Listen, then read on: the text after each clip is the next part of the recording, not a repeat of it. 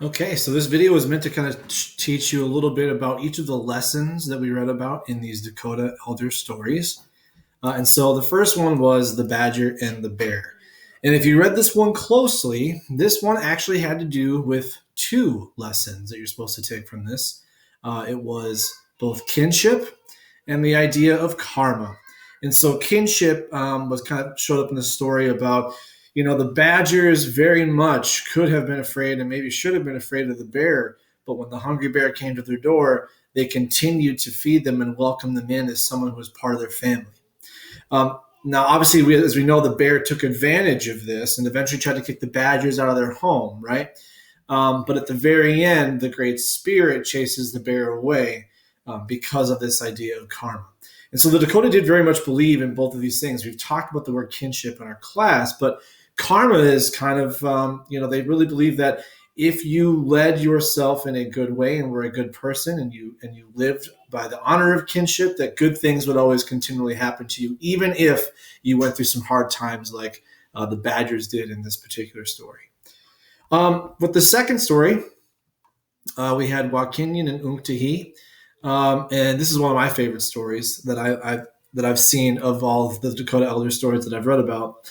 And it kind of goes through this very descriptive situation in which these two warriors, Waconian and Unktahi, are fighting, and their things would be calm in the beginning as Waconian approached, but then he would attack and he would breathe the storm wind, and on the drum he beat the rhythm of thunder, right? He threw tomahawks of lightning. Unktahi respond by churning up the surfaces of lakes and rivers with the wind, right? And so this entire elder story is about storms. This is all about helping children not be afraid of storms, right? Because it's a lot easier to explain away, right, your fear of something when you can explain it in this way that it's just two spirits fighting, and when it's all said and done, it's going to be calm, as it says at the end of this story, right? And so this one's really cool for me to try to help understand. So hopefully you got close to that one on this second story. The third story was about the ghost wife. Students seem to love this one the most, simply just because of the title itself. But this one is about keeping your promises, right? You might find it kind of weird that this guy marries a ghost and whatever. But the bottom line is, right, this wife asks him never to yell in the teepee. And the moment he forgets that one day and yells, one of the worst things that could possibly happen to a parent, right? This guy has kids. This Dakota man has kids.